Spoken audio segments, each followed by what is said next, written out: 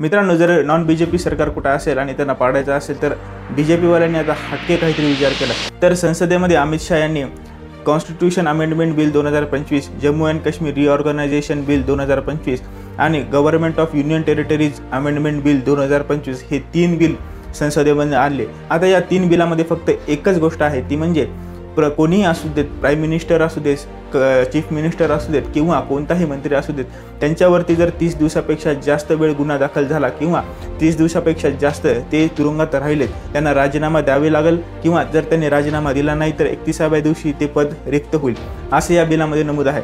आता हे 3 बिल आत्ताच आणण्याची काय गरज होती? कारण आता सध्याला बिहारच्या जे वोट चोरीचा मामला आहे त्याच्यावरती चर्चा करणं गरजेचं होतं। या सगळ्या मुद्द्यावरून ध्यान भटकवण्यासाठी हे 3 बिल आणले गेले। आता यामध्ये सरकारचा हेतू जरी चांगला असला तरी सुद्धा विरोधकांचं जिथं सरकार आहे, म्हणजे नॉन बीजेपी गव्हर्नमेंट जिथं आहे तिथं त्यांच्या मंत्र्यावरती किंवा त्यांच्या मुख्यमंत्र्यावरती गुन्हा दाखल करणं हे केंद्र सरकारला काही नवीन गोष्ट नाही आहे। आणि 30 दिवस जर त्यांच्यावरती गुन्हा दाखल झाला तर त्यांची सरकार कोसळू शकते आणि 30 दिवस एखाद्या मंत्र्याला किंवा मुख्यमंत्र्याला जेलमध्ये ठेवणं काही केंद्र सरकारसाठी नवीन नाही आणि त्यांच्यासाठी खूप इझी आहे।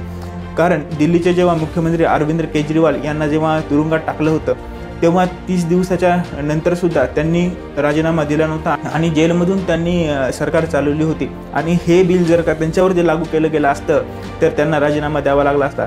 त्यामुळेच मित्रांनो, हे जे 3 बिल अमित शहाजींनी आणले त्याचा फक्त एकच उद्देश आहे, ते म्हणजे विरोधकांचं सरकार पाडणं। आता यावरती तुमचं काय मत आहे ते कमेंट करून मला नक्की सांगा आणि हा व्हिडिओ जास्तीत जास्त लोकांपर्यंत शेअर करा।